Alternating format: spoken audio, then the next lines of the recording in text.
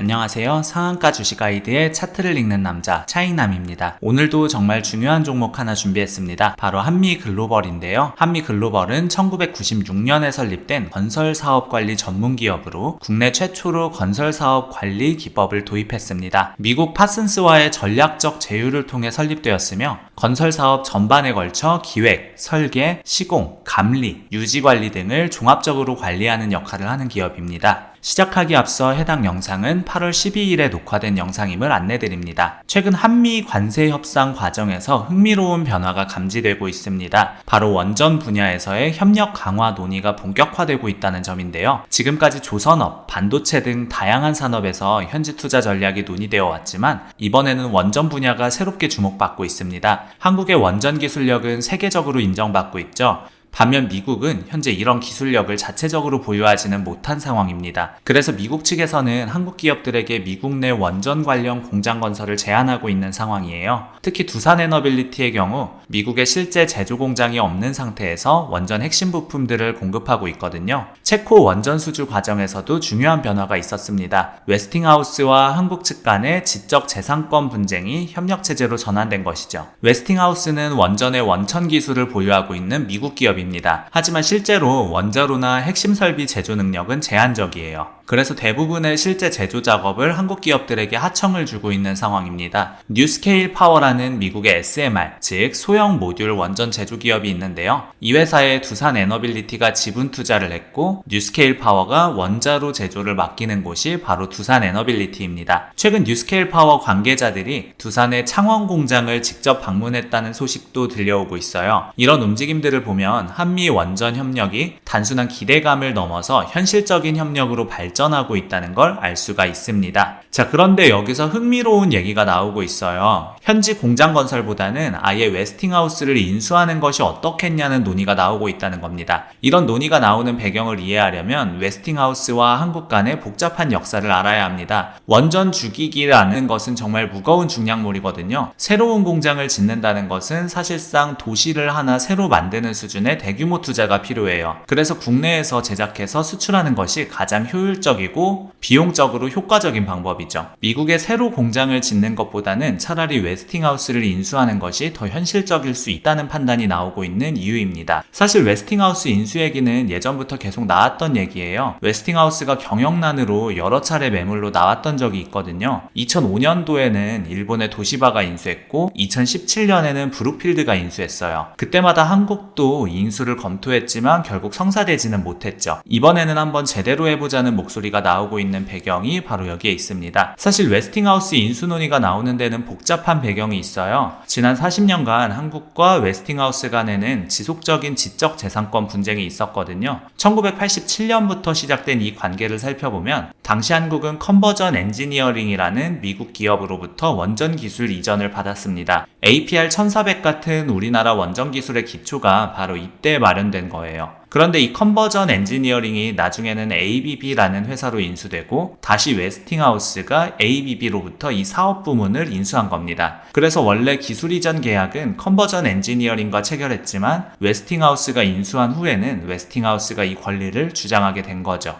한국은 정당한 절차를 통해 기술 이전 계약을 체결했고 1997년에는 제3국에 수출할 수 있는 라이선스 계약도 맺었어요. 2007년에는 특허 관련 모든 절차도 완료했고요. 법적으로 보면 웨스팅하우스가 한국에게 추가로 요구할 근거가 없는 상황이었죠. 자, 이제 본격적으로 시작하기 전에요. 아직도 저희 텔레그램 방 참여하지 않으신 분들 계시나요? 저희 텔레그램 방에서는 이런 원전, AI, 반도체 같은 주요 테마별 세력 분석 자료들을 무료로 제공하고 있습니다. 영상 하단 더보기란에 텔레그램 링크로 들어오시면 매수 타이밍과 매도 타이밍까지 정확하게 받아가실 수 있어요. 매일 오전 장 시작 전 브리핑, 오후 장 마감 후 시장 정리와 다음날 전망까지 상세하게 알려드리고 있고요. 제가 매일 고심해서 선별하는 차익남 특별 종목 추천도 꼭 확인해보세요. 자, 그럼 이어서 진행해보겠습니다. 자, 그런데 2009년 한국 수력 원자원이 아랍에미리트의 바라카 원전 4기를 수출할 때 문제가 발생했어요. 웨스팅하우스가 갑자기 원천 기술에 대한 권리를 주장하기 시작한 거죠. 미국 법상 원천 기술 보유국의 승인을 받아야 수출할 수 있다는 조항을 근거로 삼았어요. 기술 이전과 라이선스 계약이 모두 완료된 상황임에도 불구하고요. 웨스팅하우스는 계속해서 지적재산권을 문제 삼으며 갈등을 이어갔습니다. 결국 지속적인 분쟁 끝에 웨스팅하우스에게 기술 자문료를 지불하기로 했고, 웨스팅하우스는 미국 정부로부터 승인을 받았습니다. 이때 웨스팅하우스가 얻은 수익이 얼마나 되는지 아세요? 무려 4조 원 규모였습니다. 직접적인 기술 자문료뿐만 아니라 추가 수주 기회까지 포함해서 말이죠. 한국 입장에서는 이미 정당한 절차를 다 밟았음에도 불구하고 추가 비용을 지불해야 했고, 다른 곳에 줄 수 있었던 수주 기회까지 양보해야 했던 상황이었습니다. 미국 입장에서 보면 정말 매력적인 수익원이었을 거예요. 마치 게임 캐릭터 소닉처럼 건드리기만 하면은 돈이 튀어나오는 구조였거든요. 소닉이 장애물에 부딪히면 동전들이 쫙 튀어나오잖아요. 웨스팅하우스 입장에서는 한국이 원전 사업을 할 때마다 돈이 나오는 그런 관계였던 거죠. 그런데 최근 체코 원전 수주 과정에서도 비슷한 상황이 반복됐습니다. 한수원과 웨스팅하우스 간에 또다시 지적재산권 분쟁이 발생한 거죠.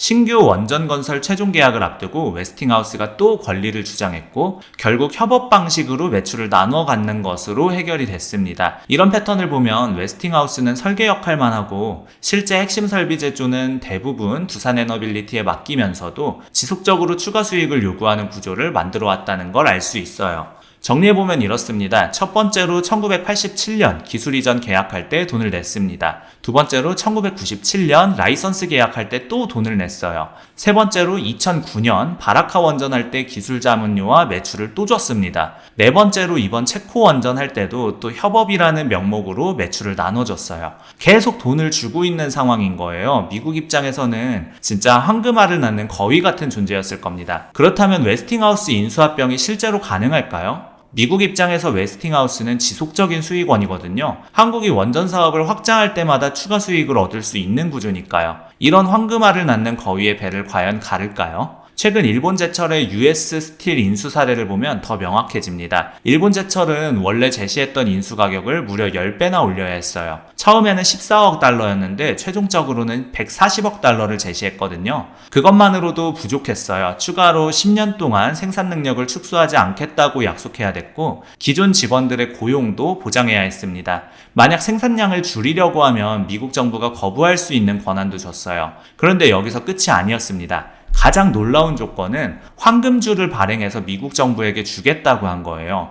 황금주라는 게 뭔지 아세요? 아무리 지분이 적어도 중요한 의사결정에 대해서는 거부권을 행사할 수 있는 특별한 주식이에요. 예를 들어 1000명의 주주가 모두 찬성해도 황금주 하나만 있으면 그 결정을 무효화시킬 수 있거든요. 간부 선임이나 해고, 주주총회 주요 결의사항 등 핵심적인 경영 의사결정에 대해서 미국 정부가 거부권을 가질 수 있다는 뜻이에요. 사실상 경영권을 포기하는 수준의 조건이죠. 이 정도 수준의 양보를 해야 인수가 가능하다면 과연 그것을 인수라고 할 수 있을까요? 솔직히 이건 인수가 아니라 호구가 된 거라고 봐야죠.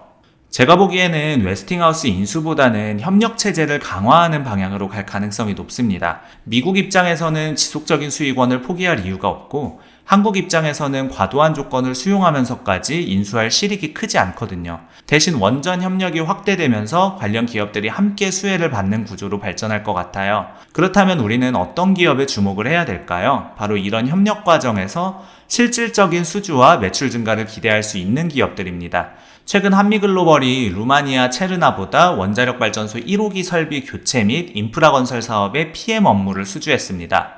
PM이라는 것은 프로젝트 매니저를 뜻하는데 전체 사업의 시간 관리, 예산 관리, 품질 관리를 총괄하는 역할이에요. 원전만큼 복잡하고 중요한 사업에서 PM 역할을 맡는다는 것은 정말 큰 의미가 있습니다. 이번 루마니아 프로젝트는 1996년부터 상업운전을 시작한 원전의 사용 연한이 도래해서 수명을 30년 연장하기 위한 대규모 개보수 사업입니다. 원자로 내부 주기기를 완전히 새 것으로 교체하고 보조기기들도 최신 안전 기준에 맞춰 업그레이드하는 작업이죠. 여기에는 한수원, KPS, 두산에너빌리티, 현대건설, 삼성물산 등 국내 메인급 기업들이 모두 참여하고 있어요.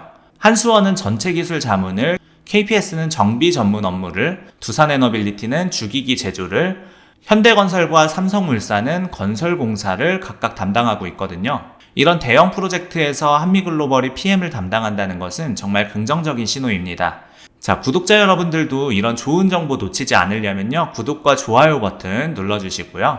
자, 이어서 한미글로벌이 원전 분야에서 경쟁력을 갖춘 배경을 살펴보면 2022년에 영국의 원전 전문 프로젝트 매니지먼트 기업인 워커사임을 인수했어요.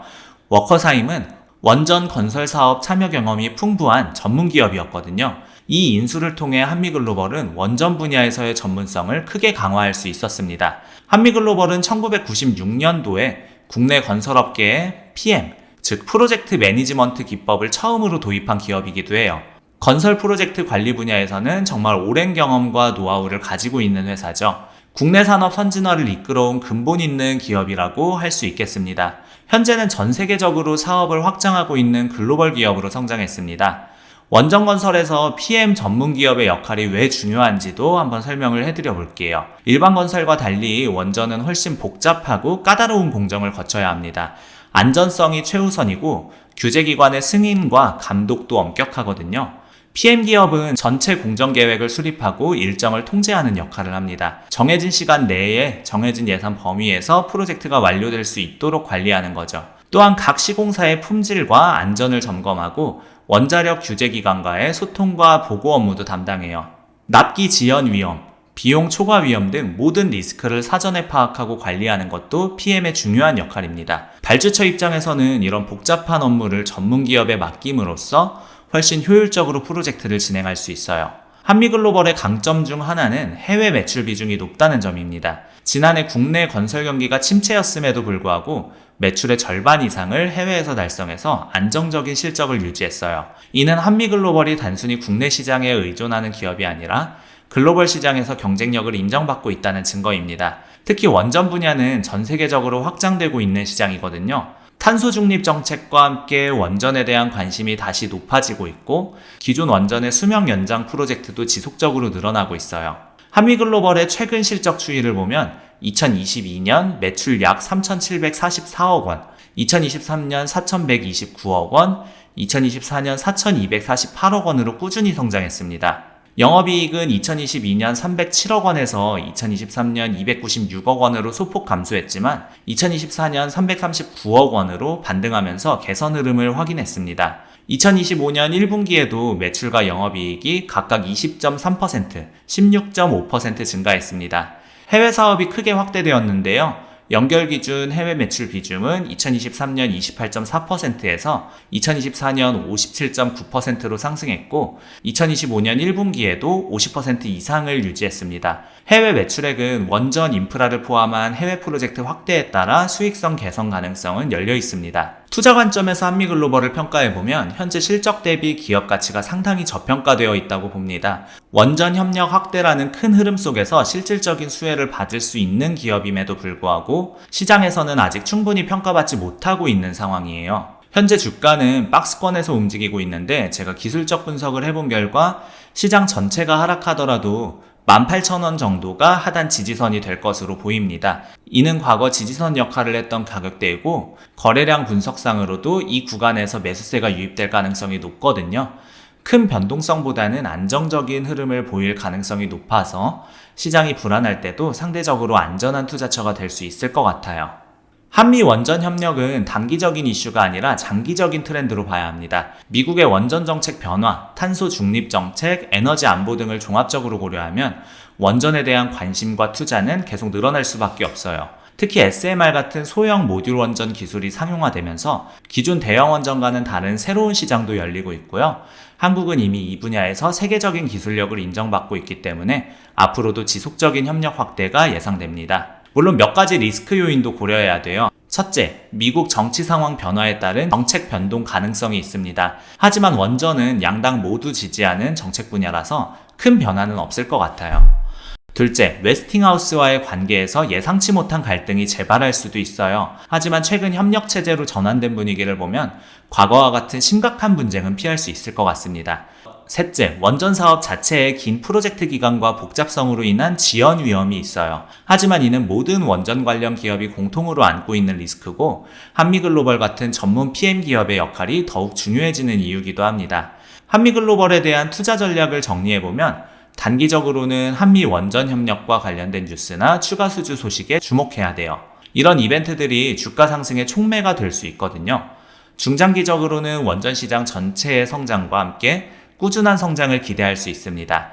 특히 해외 사업 비중이 높아서 국내 경기 변동에 크게 좌우되지 않는다는 점이 장점이에요. 현재 가격대에서 분할 매수 전략이 적절할 것 같습니다. 한 번에 큰 비중으로 투자하기보다는 여러 차례에 걸쳐 매수 시점을 분산하는 것이 안전하겠습니다. 자, 오늘은 한미 원전 협력 관련해서 웨스팅하우스 인수합병 가능성과 한미글로벌의 투자 매력에 대해서 말씀드렸습니다. 핵심은 웨스팅하우스 인수는 현실적으로 어렵지만 원전 협력 확대로 인한 수혜는 분명히 있을 것이라는 점이에요.